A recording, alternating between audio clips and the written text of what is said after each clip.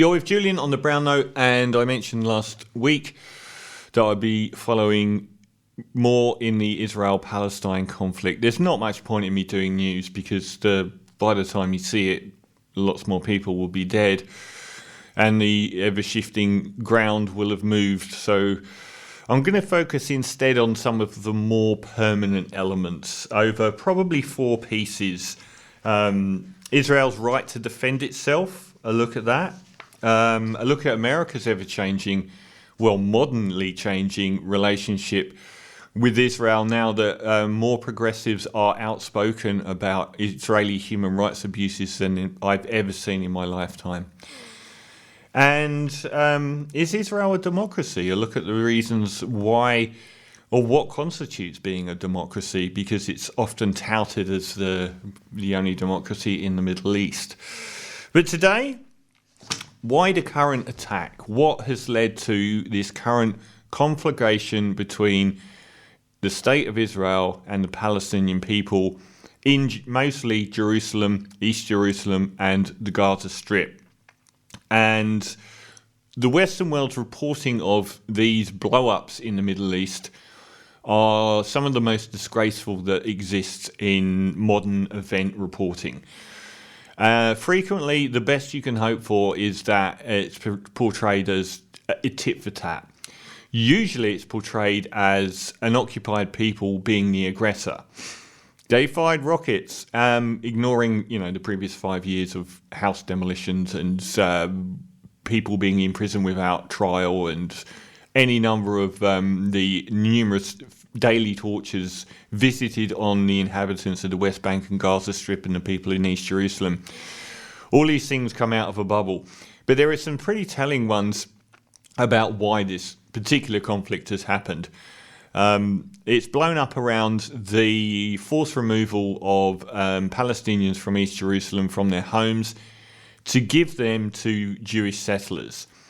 This has been going on de facto for decades. In the West Bank and Gaza Strip, you only have to look at the maps of how much territory Palestine has lost. First since 1948, then since 1967, and they own a paltry percentage of the land they even had in 1967. They've given up on everything that they were actually asking for all through the 70s and 80s. But the High Court of Israel actually deciding to remove, if they do, I don't think it's fully gone through, but if they decided as a legal measure to remove these families, I think that's a new paradigm. Normally they'll just go onto Palestinian land and build an enclave, a few hundred homes surrounded by barbed wire, and just gradually take more and more and more. The analogy, I believe, is how do you share a pizza with someone who is continually eating the pizza whilst you debate how much you should both get? Now, this is one of the most appalling acts of war crimes this century by Benjamin Netanyahu. Benjamin Netanyahu is a particularly odorous politician, a rabidly right-wing populist politician that has annoyingly clung on to power often by the skin of his teeth. He has not been winning elections massively, but he sure as hell will use a war and the deaths of civilians to cling on to power. In this instance, he was, a couple of weeks ago, very likely to be taken to jail. The only thing that was protecting him, I think, from jail time, as he is up to his neck in corruption scandals, is the fact that I don't believe that he can be put in jail whilst he's the leader of the country. So here we are 2 weeks later and he's completely safe again, yet again. It's important to a lot of this is from Interpolated with Phyllis Bennett. It's important to understand the specific factors that led to the current escalation in Israel's horrific war in Gaza. The Hamas rocket fire that began on May 10 didn't come out of nowhere. It was a response to Israeli police and settler attacks against Palestinians in Jerusalem.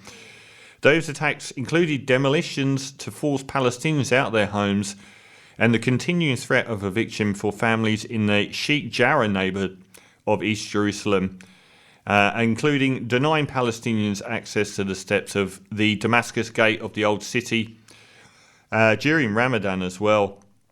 And they included deliberate provocation of Israeli police raiding the Al-Aqsa Mosque, the third holiest site in Islam.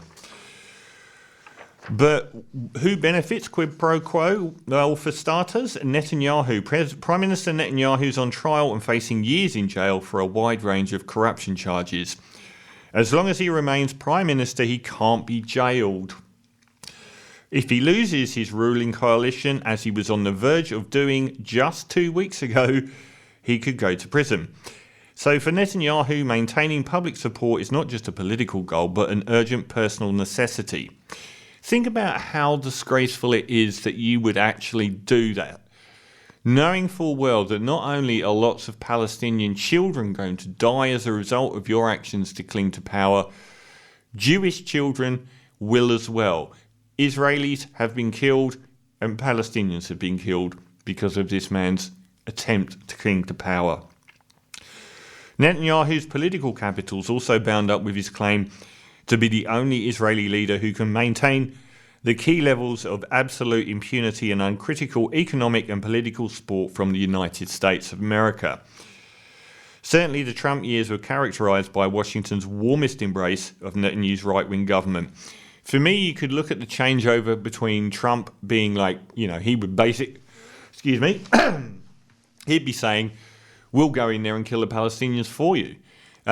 You could look at the changeover to Biden as being a decisive factor here. I don't believe so. I think that it's the fact that all of the Netanyahu's long-standing corruption troubles were coming to a head. In fact, I bet he wished he'd done it under Trump. He would have had it so much easier. I think they tried to. I think they tried to kick off in November against Iran.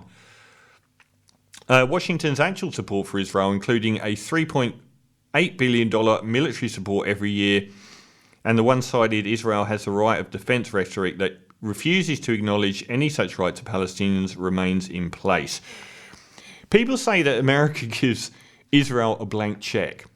It's worth pointing out that, as with many of America's blank checks, 90% of the money that they give to Israel is spent on arms, which are often used to kill babies. Much of that is American-made arms. They aren't giving a blank check to Israel. As with their aid in many parts of the world, America is giving a blank check to their own arms manufacturers. This is one of the great cons in modern history. The American government giving billions of dollars of American taxpayer money straight to American companies, saying it's aid to foreign countries that then have to spend it at the American store, buying their armaments, buying their bridges and their contract and labouring firms. Look at Iraq. It was a blank check to American companies. Another reason that it's currently going on is that every now and again, Israel engages in what's known as mowing the grass in Gaza. And this is the idea that if they don't go in and kick butt, destroy lots of infrastructure, kill loads of people, that the Gaza Strip and the people within and Hamas that rules them will become too powerful. So they get in preemptively and kick everyone about until everyone's weak and clinging to the walls, and then they can say, right, well, we've probably got a couple of years where you're going to recover. You can't even produce electricity or water now. The other part of this is not just American war machine, but the Israeli war machine as well.